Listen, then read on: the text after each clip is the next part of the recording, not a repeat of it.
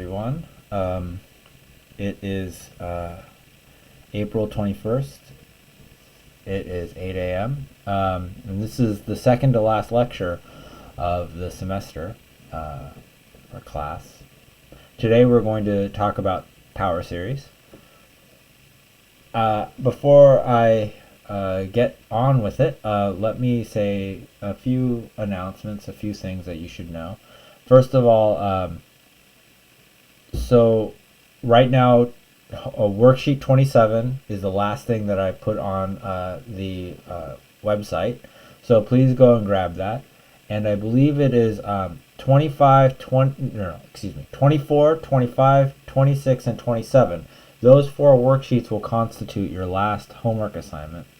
And that last homework assignment will be submitted tomorrow before 11:59 p.m. There will be one more worksheet that comes out on the topic that I'm going to talk about today, which is Taylor series.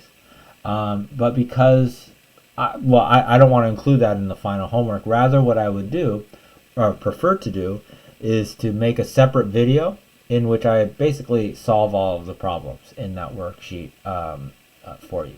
So I'll be doing that and probably put out that video either Thursday or Friday, I'm thinking. Remember, our final exam is on Saturday. I know, terrible time, but it's on Saturday at 1 p.m. So make sure that you carve out a 2-hour block of time in your schedule to do that final exam. Okay, and I'll say more about the final exam as days go by. I am planning to have an additional sort of stream / Zoom. I'm not sure what. I'd probably just be Zoom meeting for office hours and things like that, in which you can pepper me with questions and such. Yeah. So let's see. There are no questions about anything. Let's see. Do I have chat open? I do. So if you want to ask questions on chat, please do. I'm sort of staring at it right now, but I can see I only have one viewer right now. Okay, before also I start talking about power series, let me say something about the slip that I asked you to do last time. I know that I was unable to respond to the slip that went out last lecture because I've been totally buried in work, doing all sorts of stuff, not just for this class, but wow, lots of stuff has been happening on our campus, and part of my service responsibility is to take care of that stuff. So anyway, I want to say something about this problem here. Here I give you a power series centered at 0. Here it is.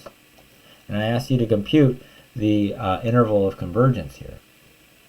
Now the way that you're going to do this is to use this result.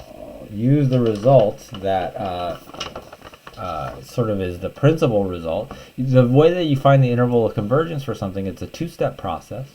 The first step is to find the radius of convergence, which we've been calling capital R. And you can find the radius of convergence using this idea here, which is that the limit as n approaches infinity of the absolute value of a sub n plus 1 over the absolute value of a sub n is equal to the reciprocal of R. Now, it could be that this quantity here, that these quantities are 0, in which case we interpret that as meaning that the radius of convergence is infinity. And similarly here, if this limit is equal to infinity, then we interpret that as meaning that the radius of convergence is 0. Remember what the radius of convergence is. If you have a power series centered at C, okay, then the interval of convergence looks like an almost symmetric interval around C. So it looks like an almost symmetric interval. So this one over here from your perspective would be C minus R, and this location over here would be C plus R. In other words, that number R is the half distance of that, the half width of that interval, of that almost symmetric interval. The reason why we say almost symmetric is because, and this leads to the second step, is because you don't know a priori what's happening at the endpoints of that interval. Anything could happen. at the endpoints of the interval. It could be divergent, it could be conditionally convergent, it could be absolutely convergent. You have no idea. It could happen at one but not the other. Whereby it I might mean divergence or something like that. You have no idea. So what you have to do is check those endpoints manually. All right, so here we have this guy here. What we would like to do is figure out what the interval of convergence is. So we're going to use that fact. We're going to look at the limit as n approaches infinity of the absolute value of a sub n plus 1 over the absolute value of a sub n. Okay, and what this is, well, this is, no, we've done this a lot. So this is the limit as n approaches infinity. Now the absolute value of a sub n plus 1 is this guy here. This is our a sub n. And what we're going to do is shove n plus 1 into it. So this is going to be 2 to the n plus 1 power divided by n plus 1 factorial. So that's a sub n plus 1 with absolute value bars. Now we're going to do 1 over a sub n and take the absolute value of it. So that's going to be n factorial over 2 to the n. Hopefully you're well versed in this enough that you recognize, for example, these absolute value bars have absolutely no impact, right? And we might as well just drop them. Reason being that the things that we're taking the absolute value of are both strictly positive quantities. So that's a strictly positive quantity, as is that. So we can just drop the absolute value bars. And furthermore, we have lots of cancellation happening. So we have 2 to the n plus 1 here, 2 to the n there. That leaves a 2 upstairs in the numerator. Then we have an n factorial here and an n plus 1 factorial downstairs. How do they interact? Well, one way of thinking about it perhaps is that n plus 1 factorial can be written as n plus 1, n plus 1 times n factorial. So the n factorial there cancels with a factor of n factorial down here, and what's left over after all of that is n plus 1. If that kind of calculation is still giving you conniptions, you should talk about it with me. Okay. But in any case, what we see then is that the limit as n approaches infinity of this is 0. And if the limit as n approaches this thing is 0, then as per the fact that we said here, we interpret that as being, since this thing is supposed to be 1 over r, what we're saying is that 1 over r is equal to 0. Now, strictly speaking, 1 over r equal to 0 has no solutions in the real numbers. So the way that we interpret that is we think of r in that situation as being infinity. I mean, sometimes people will say this to you, that 1 over 0 is equal to infinity. They don't know what they're talking about, right?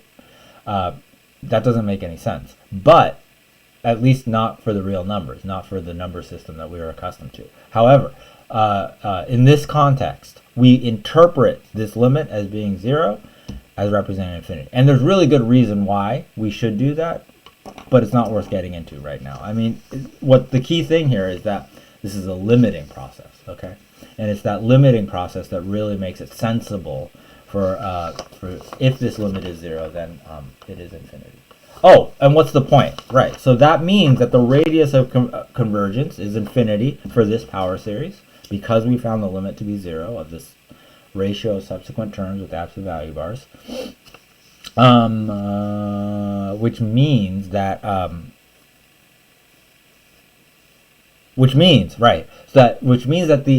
the interval centered at, in this case, 0, because the center of this power series is 0, has infinite width. Okay, and the only way that could happen is if it's the entire real line. Okay, so in other words, no matter what value of x you shove in here, no matter what value, it could be 0.1 or it could be 1 billion, billion, billion, trillion. Okay, no matter what value of x you stick in here, you're going to get a convergent series here. And in fact, what we're going to learn today is that this thing actually converges to e to the 2x. Which brings us to our final topic of the semester, okay, which is that of Taylor series.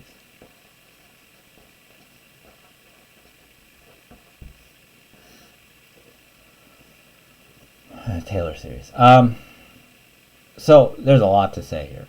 So I'm going to try to just pick those things which are really useful to say. First thing I want to say, I want to say a few things about the calculus of power series. My arm is very painful today. Okay. Calculus of power series. That's the first thing I want to talk about. So let me just say it in brief. There are two main operations that we learned about in calculus, kinda. You can think of them as being the derivative and the integral, right? And I want to be able to talk about how to take the derivative of a power series. Because remember, let's go back to the example we were doing earlier. Our interpretation of this, okay? Remember, we're going to interpret power series as being functions. This is a function. You can input into this expression here values for x. And what it will spit out, assuming this is a convergent series, what it will spit out is the value for the function.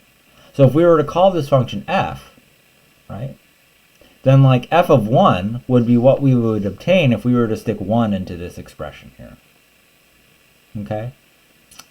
Assuming that we would get a convergent series. And by the way, we do, because we know the interval of convergence now of this thing is the entire real line. It's negative infinity to infinity. So if we take power series as being functions, we can ask, how do we take the derivative, right, of that function, of the power series? How do we take the integral of that power series? Well, it's very simple. So derivatives and integrals are done, and I want to do, say it like this, term by term. Derivatives and integrals are done term by term. So what do I mean by that? So let's say that you have, you're interested in the derivative d dx of the sum from n equals 0 to infinity of a sub n times x minus c to the nth power. Okay? So this is the derivative of an infinite series. Okay? Now, it is the derivative of a sum of things, right? So you'd probably say, oh, well, can't I just use the sum rule for derivatives, right? The derivative of a sum is the sum of derivatives. And doesn't that just obviously follow? Well, if you're naive, sure. Okay. The problem is that this is an infinitely long expression. This has infinitely many terms in it potentially, right? And so you cannot necessarily deduce something about which holds for, we know, finite sums. It's for sure that for a finite number of terms, it's for sure that the derivative of the sum of finitely many terms is the sum of the derivatives of the finitely many terms. But when you pass to an infinite number of terms, then there needs to be work that's done. And that work is the work that preoccupies or occupies many a math major in trying to understand carefully. But of course, I'm not interested in going over all those details. I'll just say it like this. I'll just say that the naive view of this kind of operation is the correct view, which is to say that the derivative of this sum is the sum, the infinite sum of the derivatives. In this case,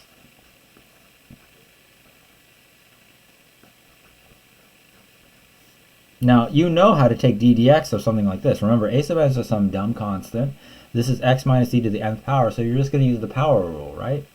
So this is the sum from n equals 0 to infinity of, so let's see, if I d dx this, what do I get? I get a sub n times x minus c to the n minus first power, right? This is just power rule. All right? Now, I want you to note that when n is 0, when this index here is equal to 0, this term is necessarily 0. So another way of writing this is that the sum from n equals 0 to infinity, oh, sorry, sum from n equals 1 to infinity, we might as well just leave off the first term, is what I'm trying to say. And I'm going to write it like, a sub n times x minus c to the n minus 1. There we go. This is how you take the derivative. So let's do an example real quick. Here's one that we're going to be interested in. What's d dx of the sum from n equals 0 to infinity of x to the n over n factorial? Well, if we follow the idea here, well, we just take the derivative term by term. What we can do is swap the position of the sum and the d dx.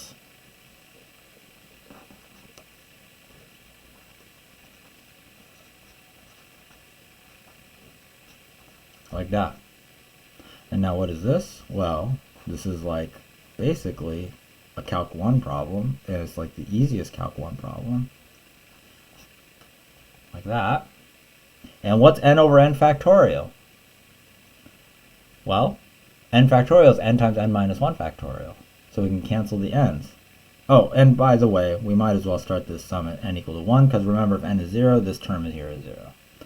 And so this is equal to sum from n equals 1 to infinity of x to the n minus 1 divided by n minus 1 factorial. Now, one of the problems on your homework asks you to consider the following fact. Look at this power series here. You see it? And look at this power series here. I claim that they're exactly the same. Exactly the same. Can you see why? Well, what I'm going to ask you to do is to figure out why, or to think about why on your homework. This is in going from here to here, what we're doing is a process that's commonly known as re-indexing. That word might be evocative of the idea behind this, okay? So what am I saying? Really, what I'm saying is that the derivative of this function is equal to itself. Can you think of any functions whose derivative is itself? How about the exponential functions? Huh? Well, e to the x, right? Isn't d to the x of e to the x, isn't that itself? Interesting. Okay, so I do want to also say integrals are also done term by term.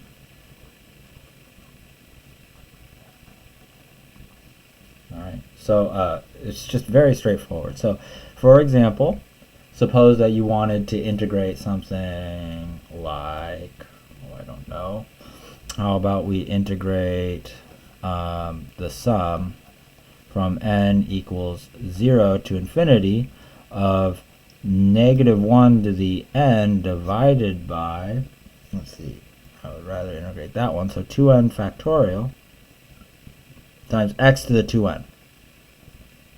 So here's my power series. What is this equal to? Well, first of all, the idea is that we can swap when I say you can integrate term by term, another way of saying that is that you can swap the position of the integral symbol. Oh, and I should put a dx. We can swap the position of the integral symbol and the sum operation. So this is the same as the sum from n equals 0 to infinity of negative 1 to the nth power divided by 2n factorial times x to the 2n. Oh shoot, I messed up. There. Yeah, I shoved in the integral symbol there. That's the whole point. Is that look, the position of these two operations of integrating and summing, they switch positions, which suggests that the order has swapped. And so the deep fact is that these calculus operations, the math nerdy way of saying it is that they commute with the summing operation here, this infinite summing operation. Okay, so cool. Now, we can obviously do this. These pieces right here, although they have n's in them, don't be spooked. Those are still just constants, right? So we don't need to sweat them too much. What will happen, of course, is we add to this 2n, we add 1, we increment the exponent, and then we divide by the new exponent. So this is the same thing as the sum from n equals 0 to infinity of negative 1 to the n divided by, now I'm going to put in the exponent, in the denominator here, I'm going to put in the 2n plus 1. Where did that 2n plus 1 come from? It came from, remember, the power rule. When we increment the exponent by 1, we divide by the new exponent. Usually we write plus c, right? Like that. And there's a plus c that happens for every one of these integrals, right? But because we're taking an antiderivative of this function, right, we're just going to take the constant to be some number, which we'll call plus c, which gets added to the entire thing. So to make that a little bit more evocative, what I'm going to do is just write the plus c out in front, okay? So I'm going to put that c right here. And finally, I want us to think a little bit about what's happening in this integral. What is 2n factorial times 2n plus 1? Is there a better way of writing that? I think there is. I think it's 2n plus 1 factorial. What do you think? So we have this. And believe it or not, what this is saying is something very familiar. This is actually the power series way of proving or of understanding, of reinterpreting the fact that the derivative cosine of x, or sorry, the integral of cosine of x is sine of x plus c. Okay? All right. So I think with all that out of the way, we can actually get to start talking about Taylor series properly. So we keep saying we're going to interpret power series as being functions, right? But what about functions we already know about? What about our friends like sine of x and cosine of x and e to the x, right? These very useful functions. What about things like 1 over x or inverse tangent of x or something like that? Can we realize those functions? Can we take those functions and get a power series representation for those, right? So what we've been doing thus far is we've been just talking about power series, okay? And we've been looking at those as being functions, okay? But now what we want to do is take the world that we were in, marinating in prior, which was that of functions like e to the x and sine of x and cosine of x, and what we want to do is represent those in this new way that we have, the power series way. And this is what the Taylor series business is all about. So, yeah, let me say. Taylor series.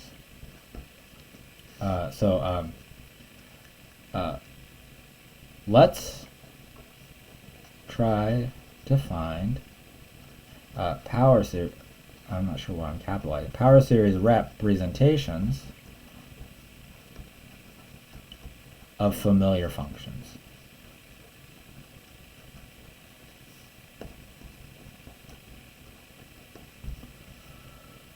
Okay, familiar functions. So we're going to start with a familiar function, f of x.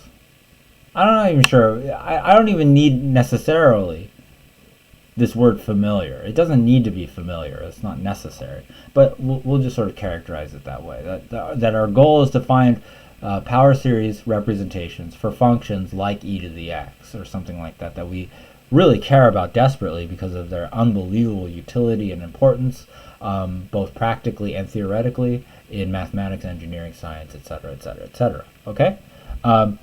If we can find a new perspective on those functions, like a power series representation, then we'll gain new insight into those functions. Okay? So let's talk generally because I think this is fun. So suppose, oh yeah, and such, well, no, suppose f of x is equal to the sum from n equals 0 to infinity, and no, I'll be general. A sub n times x minus c to the nth power. So this is a power series, okay, centered at c. This number c is going to be very important. Centered at c, and here's f of x. So suppose that we have this equality. Okay. All right. The goal that we have if we want to represent f of x in this way. All right. So the thing that we need to figure out are what these coefficients are.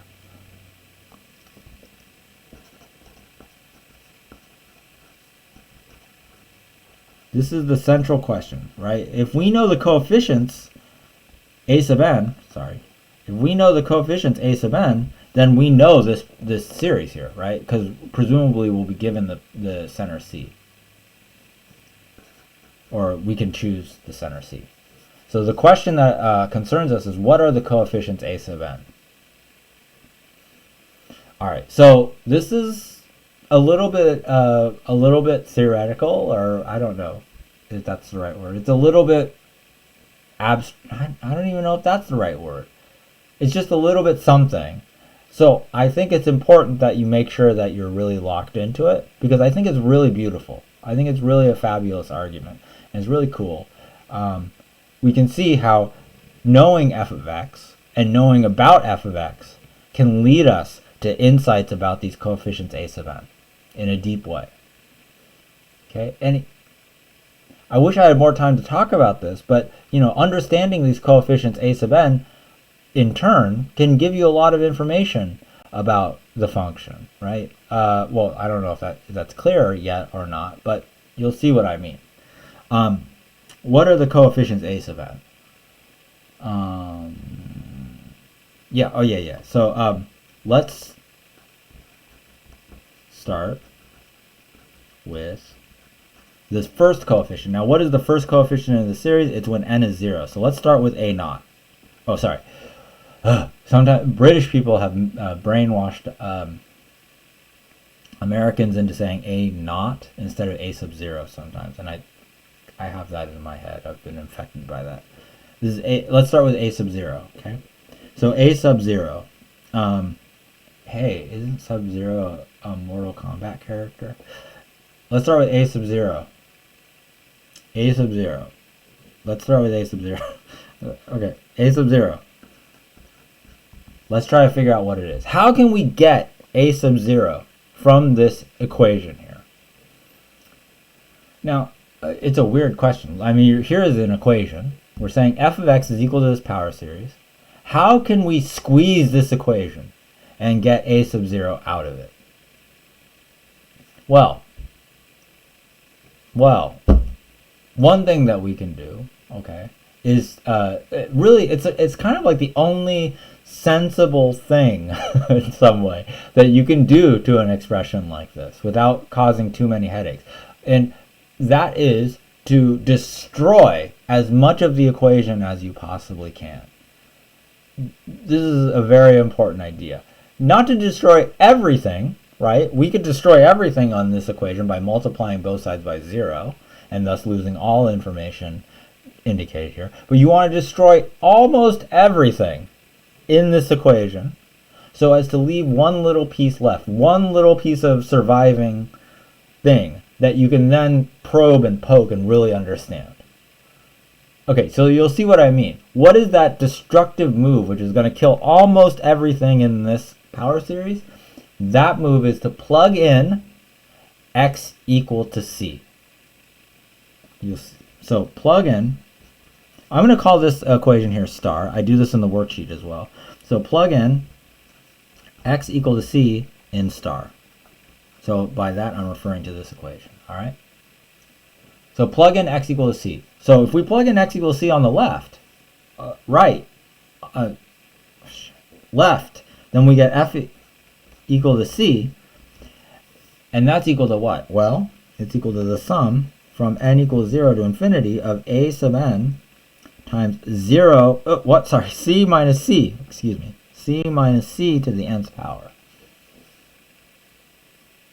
Now you might be saying to yourself, oh, well, isn't that always 0? No matter what, isn't that always 0? So isn't this side just 0? Well, not quite, right? Not quite. Let's maybe what I want to do is take this side here, take this expression here, and I want to write out the terms so you can see them. So let's take this guy here, and let's just expand out some. So the first term, what is the first term of this? Well, it's when n is 0, so that's a naught. A sub 0, I mean. And what's the next term? Well, that's when n is... Oh, and by the way, no matter what, if you raise something to the 0th power, as far as calculus is concerned, you get 1. Or rather, as far as Taylor series are concerned, you get 1. Okay? How about when n is equal to 1? Well, you get a1 times x minus c. How about when n is 2?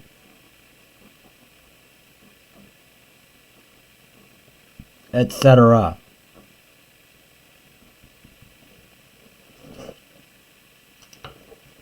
So if I plug in x equal to c, what we see is, okay, so I'm plugging in x equal to c into this expression, which is the same as plugging in x equal to c into this expression. And if we do that, notice that this term, look at my index finger, this term, and that term there, they all die. Everything dies going down the line except for a sub 0. In other words, this thing here is equal to a sub 0. Wow, we did it. Look, if we're given a function f, the way that we find the 0th coefficient of the power series representation for f is to compute f of c. I'm going to say it again. If we're given a function f, okay, a familiar function, whatever kind of function, and we would like to figure out what a sub 0 is, which is the 0th coefficient in the power series representation for that function, then what we can do is plug x equal to c into that power series, into that function, into that function. Okay, and so what we're saying is that a sub 0 is equal to f evaluated at c.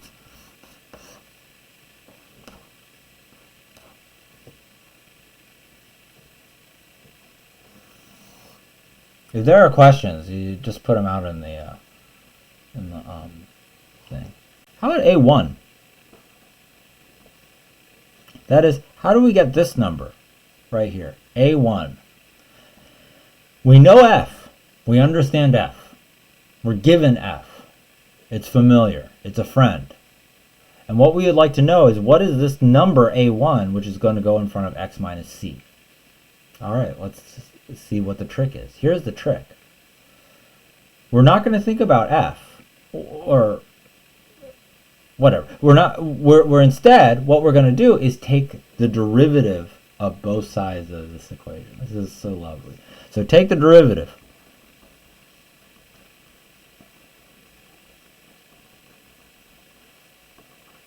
Let me just say both sides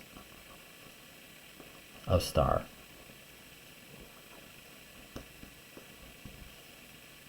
So if we take the derivative on this side, we get, obviously, f prime of x.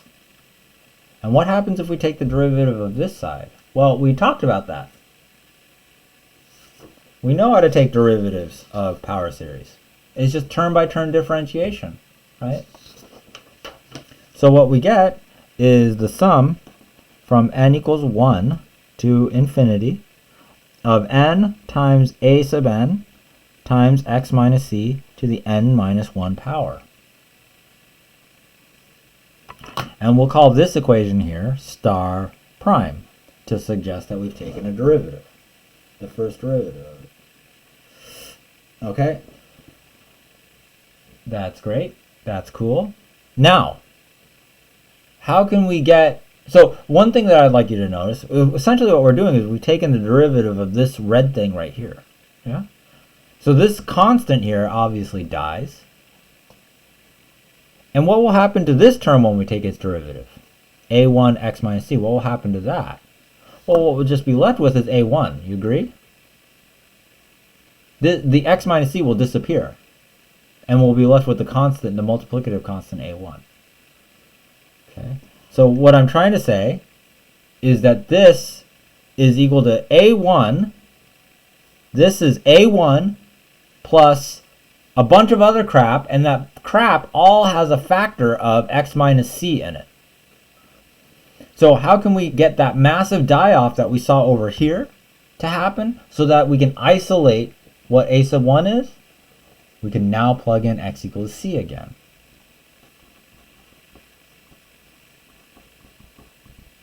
And if we do that, what we learn is that everything dies except for the very first term of this, the constant term of this power series.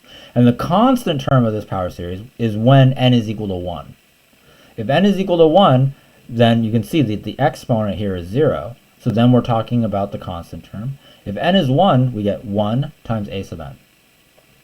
Is that clear? So f prime, the bottom line is that a sub 1 is equal to f prime at c.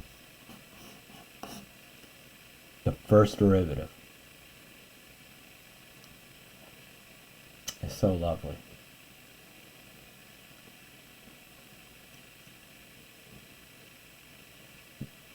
Very interestingly, I'll just make this as a sort of aside. You can check that if all you knew were the first two coefficients of the Taylor series, okay, so that you were missing all of this higher order information, the second order information and the third order information, you just had this in your pocket. Now that we know what A naught is and now that we know what A1 is, you know what this is? You know what that is? Right there? That's the graph of a line. And you know what line it is? It's the tangent line to the graph. Sorry, if you were to graph that, it's a line. And what line is it? It's the tangent line to the graph of f at x equal to c. And maybe you learned in Calc 1 that that tangent line is the best linear approximation to the function.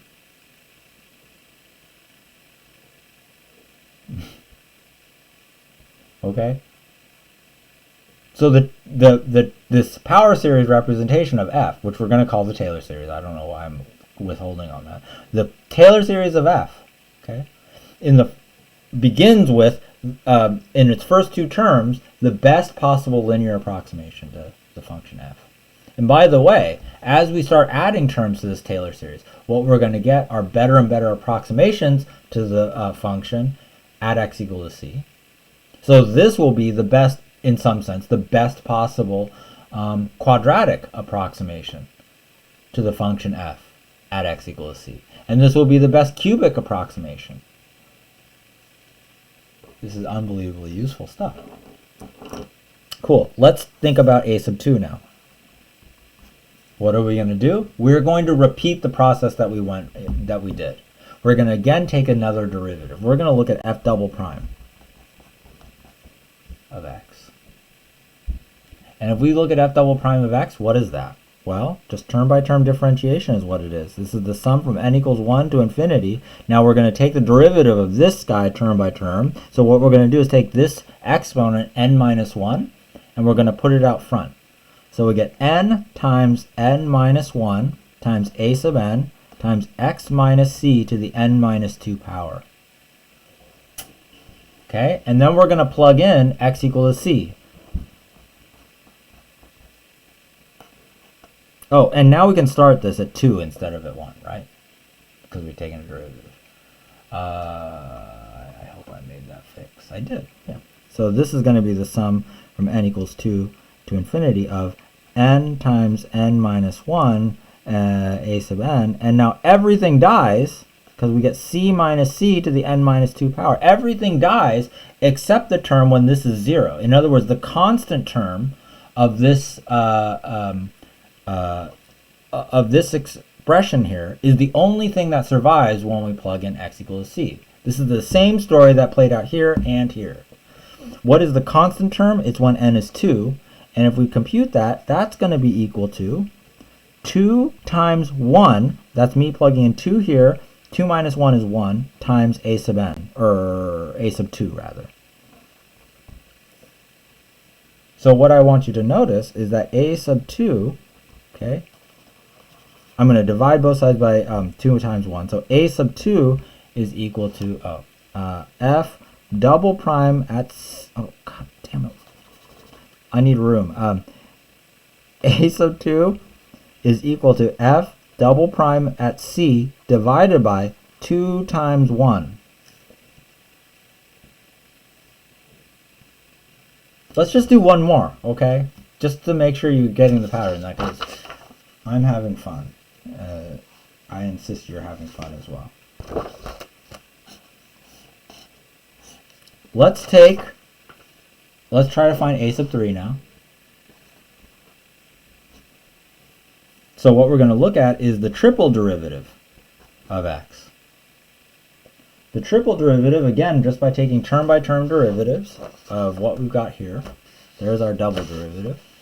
If we take the triple derivative now, the third derivative, what that's going to be is the sum from n equals 3 to infinity. Okay? Of what? Of the term-by-term derivative of this guy here. So that's n times n minus 1 times n minus 2 of a sub n x minus c to the n minus 3 power.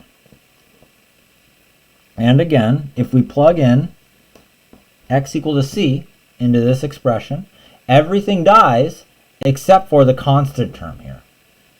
And the constant term is when n is 3.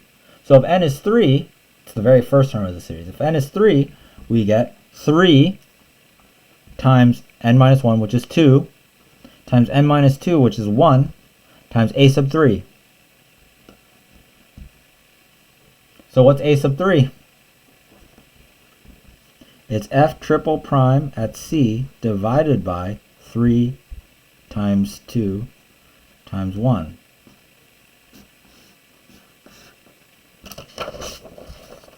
So let's see here. Are you seeing a pattern here? I mean, I know. I'm not trying to be cagey about this. I know you know what 3 times 2 times 1 is. That's 3 factorial. And I know you know what 2 times 1 is. That's 2 factorial. And I know you know what the invisible 1 that nobody ever writes underneath this f prime of c. I know you know that that's 1 factorial. And I also know that you know what the invisible 1 under this f of c is. That's 0 factorial. Right? Didn't we say 0 factorial is 1? So what am I saying? I'm saying that if f of x is equal to the sum from n equals 0 to infinity of a sub n times x minus c to the n. In other words, if we want a power series representation for a function f that we know about, if we want that, then the way that we compute these coefficients a sub n is to take the nth derivative of f and evaluate it at c and then divide it by n factorial.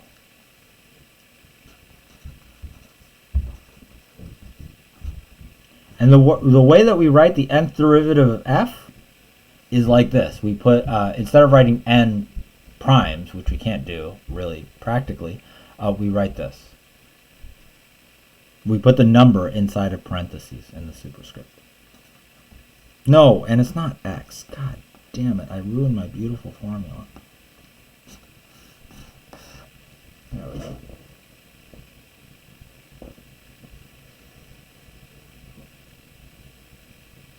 That is gorgeous. That is beautiful. That is crazy. That is so useful. That is so important for so many different disciplines. It's hard for me to overstate. Okay. And we can use this practically. We can use this to find power series representations for functions that we might care about. So, for example,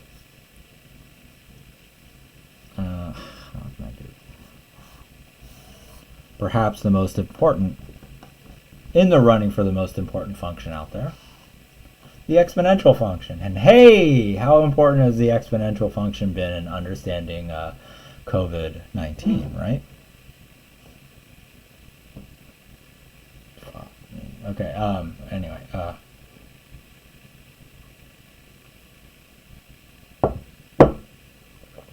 Let's find. Oh yeah, so I don't know why I was cagey about this earlier. I feel stupid now even writing this down, but let me just make it clear. Such a series for f of x is called the Taylor series.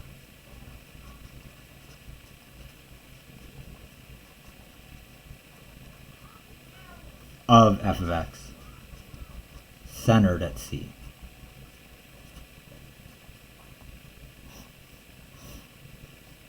Now, I will say, just as a terminological point, that when C is 0, sometimes authors will call this the Maclaurin series. And I'm not sure why Maclaurin deserves that. I don't know. But the more general, I think, term that people use is Taylor series. But I will just mention that Maclaurin series is out there. So you might see that at some point in your life and be like, what is that? Well, what it is the Taylor series centered at 0. Okay, so let's find the Taylor series.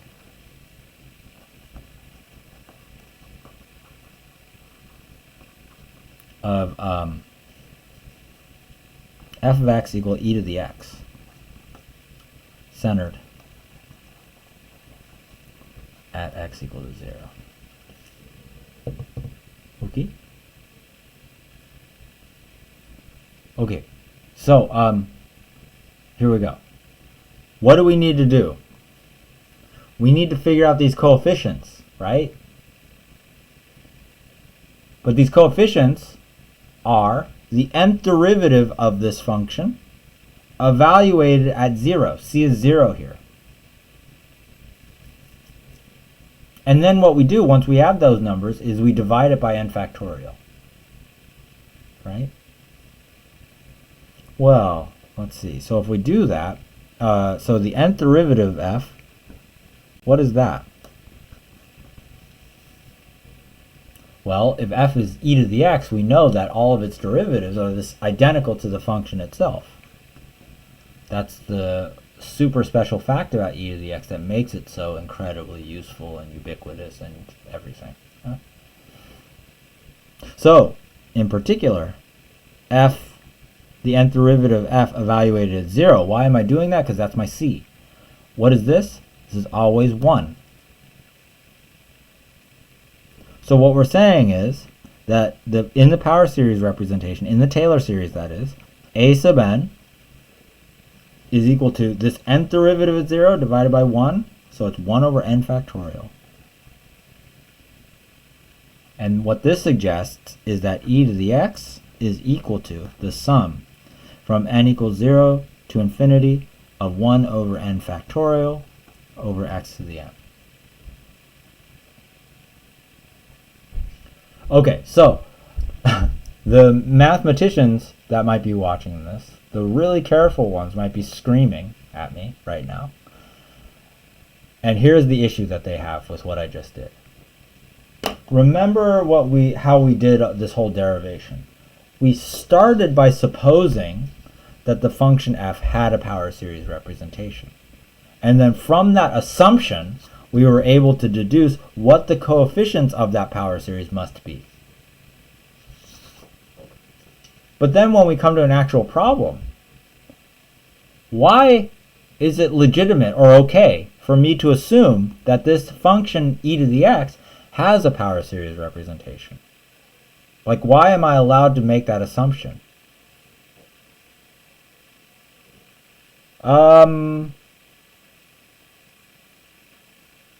I don't know, because, is that a good reason?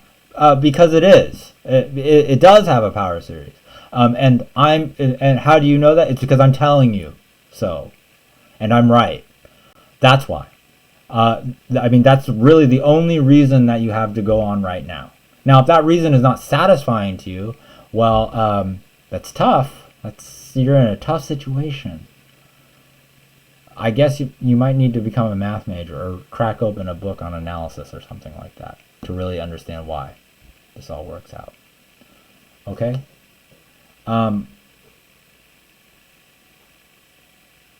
Yeah. And listen, all of the functions that we've been studying in calculus have this property. Okay? Of being nice like that. Okay. All right. I noticed that I'm almost out of time. I wanted to do sine of x today, but we can do that tomorrow. I did do sine of x in the worksheet for the Taylor series stuff, so you might take a look at that if you're dying to know what's going on, as I would be if I was in your position for sure, because my god, this stuff is so beautiful. But I do want you to do a one post-lecture slip for me. And here's what I want it to be. So I want you to find me the Taylor, so post-lecture slip. This is for April 21. Find the Taylor series for, how about we do e to the negative 3x.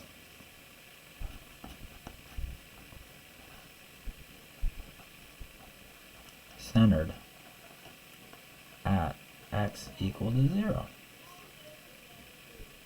Can we do that? I think you should be able to. So what I suggest you do to solve this problem is to look at what the nth derivative of this thing is. Think about what it is. Try to write down a general formula for the nth derivative. Okay? And then from that, plug in 0. Write down a sub n by just writing the result of plugging in 0 over n factorial, and then assemble your series this way. And you should get a pretty nice looking answer. Or at least nice as far as I'm concerned. Okay? So what I'd like you to do, send me an email today replying to the email that I sent you this morning. That's the end of the lecture. I just want to say a few more words. I've graded your midterms, okay? And I'm going to send out emails this afternoon with the grades to your midterm included.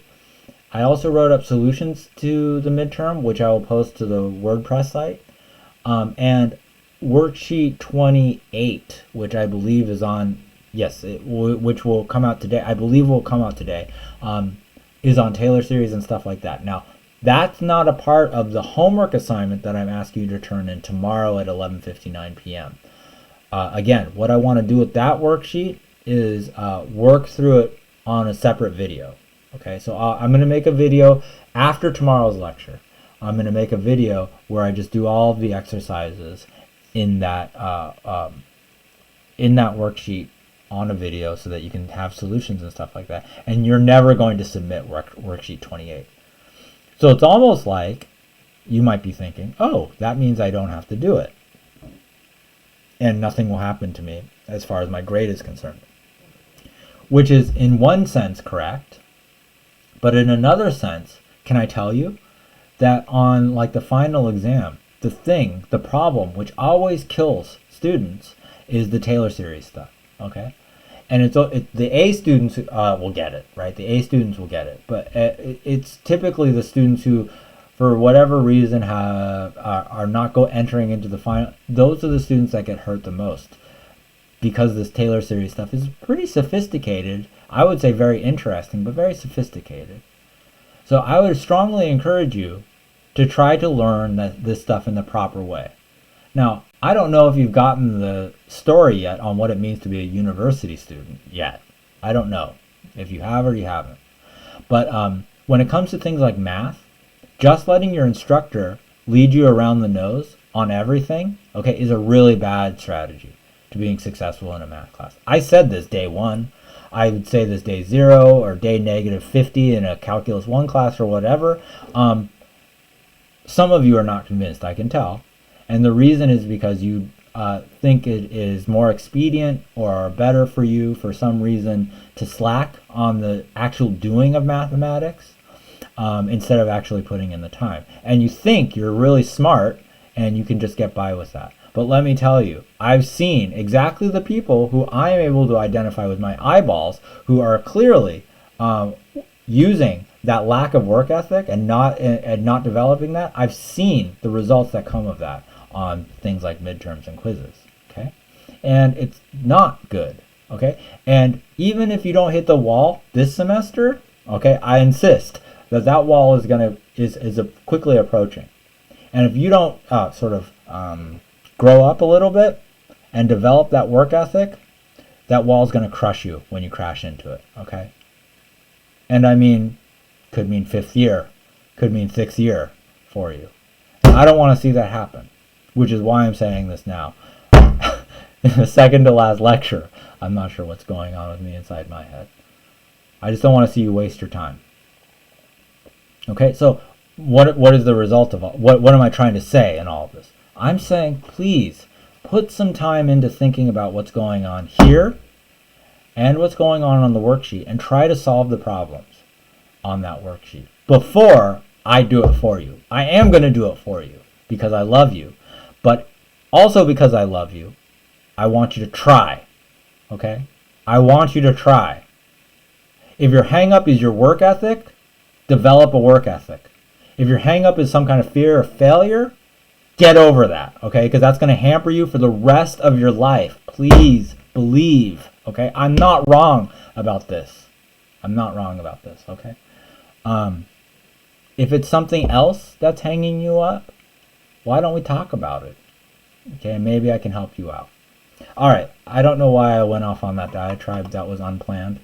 I love you very much. I'm going to stop streaming now, and I'm going to upload this. I'm going to open up office hours. Okay, so I'm hoping that I will see some of you in there.